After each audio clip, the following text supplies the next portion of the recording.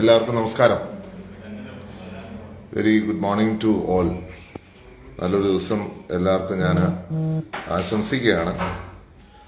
ഞാൻ ഈ ലൈവിൽ വരാനുള്ള കാരണം ഇന്നലെ വന്നൊരു വാർത്തയാണ്. അത് നിങ്ങൾക്ക് എല്ലാവർക്കും അറിയാം.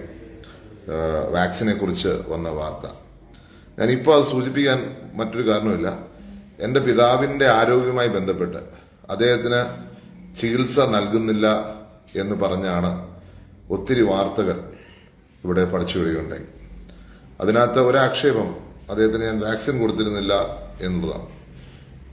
പക്ഷേ എന്തു വേണമെങ്കിലും ആയിക്കോട്ടെ, ഇന്നലത്തെ വാർത്തയുടെ അടിസ്ഥാനത്തിലാണെങ്കിലും അല്ലേലും അദ്ദേഹത്തിന് നന്മ മാത്രമാണ് നമ്മളെപ്പോഴും ഉദ്ദേശിച്ചിരുന്നത്. പക്ഷേ തുടർന്നും എൻ്റെ പിതാവിൻ്റെ മരണത്തെക്കുറിച്ച് ആക്ഷേപം ഉന്നയിക്കുന്ന സാഹചര്യത്തിൽ നിങ്ങൾക്കറിയാം, പല സ്ഥലത്തും വന്ന് അദ്ദേഹത്തിന് മരുന്ന് കൊടുത്തില്ല എന്നും ട്രീറ്റ്മെന്റ് കൊടുത്തില്ല എന്നുള്ള ആക്ഷേപം തുടരുന്ന സാഹചര്യത്തിലാണ് ഞാൻ ഈ വീഡിയോ ഇടാൻ കാരണം. എനിക്ക് അഭ്യർത്ഥിക്കാനുള്ളത്, ഈ തെറ്റായ വാർത്ത കൊടുത്ത മറുനാടൻ മലയാളി മാപ്പ് പറയുവാൻ തയ്യാറാവണം എന്നുള്ളത് തന്നെയാണ്.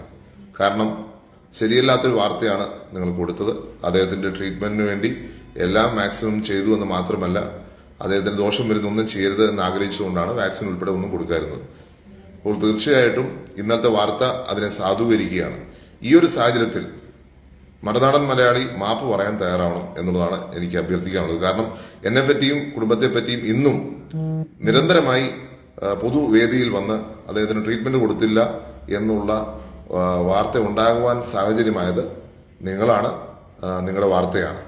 ഇത് ഇന്നും തുടരുകയാണ്. ഞാൻ ഇന്ന് ചില വേദികളിൽ ഈ കമന്റ് കണ്ടതുകൊണ്ടാണ് എനിക്ക് പബ്ലിക്കായിട്ട് വന്ന് ഇത് ആവശ്യപ്പെടേണ്ടി വരുന്നത്.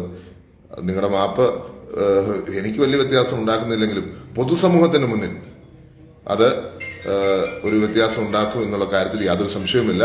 തെറ്റായ വാർത്തകൾ കൊടുക്കുമ്പോൾ, അടിസ്ഥാനരഹിതമായ വാർത്തകൾ കൊടുക്കുമ്പോൾ മറ്റുള്ളവരുടെ ജീവിതത്തെ ബാധിക്കും എന്നുള്ളത് നിങ്ങൾക്കും അറിയാം, സമൂഹത്തിനും അറിയാം. അതുകൊണ്ട് നിങ്ങൾ അടിയന്തരമായി ഒരു ക്ഷമാപണം, ഈ ഒരു എൻ്റെ പിതാവിൻ്റെ ചികിത്സയുമായി ബന്ധപ്പെട്ട് നടത്തിയ കാര്യങ്ങൾ നൽകേണ്ടതുണ്ട് എന്നീ അവസരത്തിൽ ഞാൻ ആവശ്യപ്പെടുകയാണ്.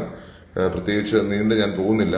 പക്ഷേ ഇന്നും തുടരുന്ന ആക്ഷേപങ്ങൾ, എൻ്റെ പിതാവിൻ്റെ മരണത്തെക്കുറിച്ച് തുടരുന്ന ആക്ഷേപങ്ങൾ അവസാനിപ്പിക്കണമെങ്കിൽ ഈ തരത്തിലുള്ള ഒരു മാപ്പപേക്ഷ വേണം എന്നുള്ളതാണ് പൊതുവായ ഒരു ഒപ്പീനിയൻ വന്നിരിക്കുന്നത്. അതുകൊണ്ടാണ് ഞാൻ ആവശ്യപ്പെടുന്നത്. എല്ലാവർക്കും നമസ്കാരം.